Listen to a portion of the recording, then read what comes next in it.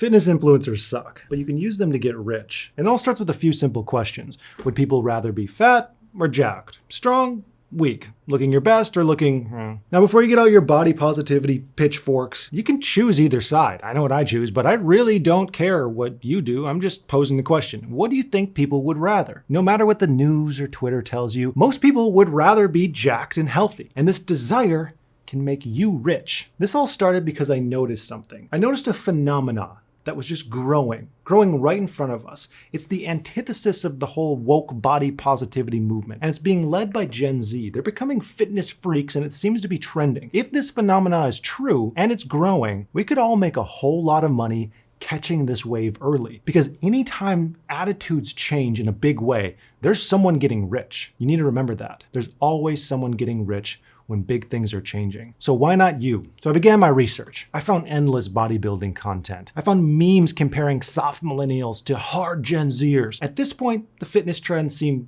pretty obvious. There was a good chance that we could all make money off this. I thought, I could probably just call it a day. But then I landed on Sam Sulek and his optimal wisdom. He said something that really stuck with me. But if you don't push yourself, right, how do you know where that line is? Right? I'd rather go too far than not far enough. I knew I couldn't stop my research. I had to learn everything I possibly could before presenting my thesis. So I dug into workplace wellness programs, government fitness incentives, and the psychology of increasing insecurity around our appearances. Soon I realized that we're surrounded by this undeniable force of fitness propaganda, manipulating us all towards one obvious, simple outcome: spending more money on fitness, which means companies that make fitness products will make a whole lot of money. But to make a nice tidy profit off all of this, you have to understand it deeply. I didn't stop at my own research. I have this investment banker that I like to tell my theories to, and then he goes out and finds out if I'm full of shit. Why isn't it possible? It's just not. Why not, you stupid bastard? He put together this $20,000 report on the topic. I don't even know how many pages this is. It's like a book. Meet the Fitness Frenzy. The Fitness Frenzy is growing. In the US, 20% of people play sports every single day. The inactive population, people who don't do anything, that has actually dropped by 16%, which is good because, exercise isn't just healthy, but it's also addictive. When you exercise, dopamine, that feel-good chemical, that's released into your bloodstream. You get hooked. You want more exercise. This is great for making money. Ask any drug dealer. Tight, yeah! Addicts, they're an incredible source of income. They're reliable, they want more of that stuff. But back to the stats. Worldwide, people are prioritizing their wellness. Fitness centers are growing to meet this demand. Look at the memberships globally and nationally. It's all going up. It's the same story in Europe. The entire physical activity market size is projected to grow by 10% annually, reaching 1.2 trillion by 2025. This is a growing demand for fitness, and it's so obvious, but there's even more. Take men, for example. 60% of young men are single. No girlfriend, no dates, nothing even close to a date. If you're ever trying to feel better about yourself, check out the Tinder subreddit. And what do us guys do if we're trying to get a date fast? Do we increase our income? Do we dress better? Do we see a therapist so we can better connect emotionally with women? No.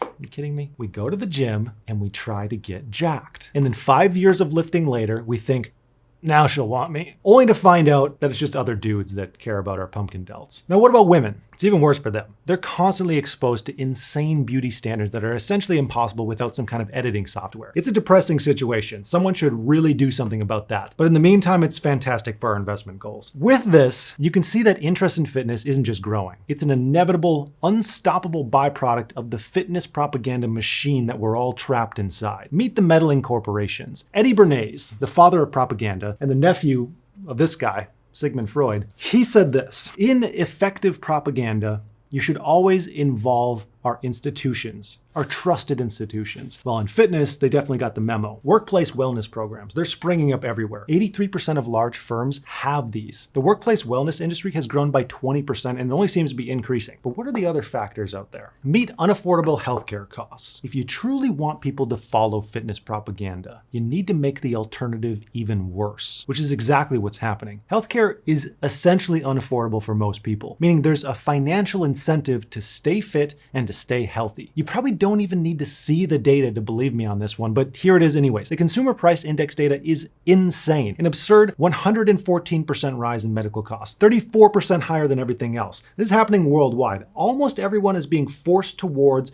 the overwhelming fitness content machine. If you have eyes, you've seen this. Images of fit, healthy people with washboard abs or star bodies have gone through the roof. The fitness content machine is constantly bombarding you, and it's only becoming more prominent for Gen Z. There's no escape from this. Everyone's timeline, they have some of this stuff. We're all being subtly shamed day in and day out for not looking amazing. Take a look at this data. Fitness influencers saturate Instagram and YouTube. They rack up hundreds of thousands of followers. Our friend Sam from earlier, he's one of the fastest growing influencers right now. But the point is, we're constantly being convinced that we have a problem, that our bodies aren't good enough. Now, some would argue that this is a good thing, that we should just be more fit and more healthy. And that's a good point, because propaganda, as a term, it has this negative connotation, but propaganda in itself, like the textbook definition, it isn't necessarily negative. Like, propaganda can push things towards a good thing. Propaganda only works when there's a hint of truth in it anyways. It's not my place to decide whether this is good or not. It's my place to analyze it and go, hey, we can make some money here. And this campaign, this propaganda campaign, does what they all do. It provides an easy solution. You can get workout advice directly from Arnold Schwarzenegger. There's nothing better than a pump. You can get boxing lessons from Mike Tyson. You can see guides on nutrition, bodybuilding, sprinting, gymnastics, boxing, anything. You can have those things in minutes. It's creating a problem and providing you with a simple solution, all of which perfectly sells you on the fitness industry and its products. And it doesn't stop there. Meet the invasive government. Like all good propaganda, eventually the government gets involved. Turns out it's expensive for all of us to be unhealthy. So governments all around the world, they're trying to promote fitness. They're doing this through policy and through incentives. Take a look at the US, at Europe, and then the rest of the world. It's the same story everywhere. So let's just mash everything together. The social media, the culture, wellness programs, healthcare costs, fashion.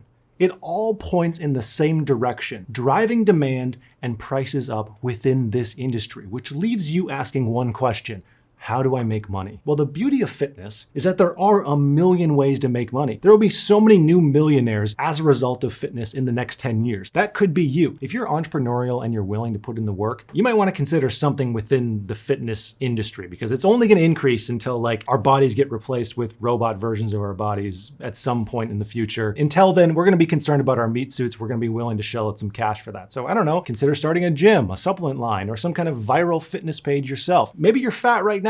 That's perfect for content.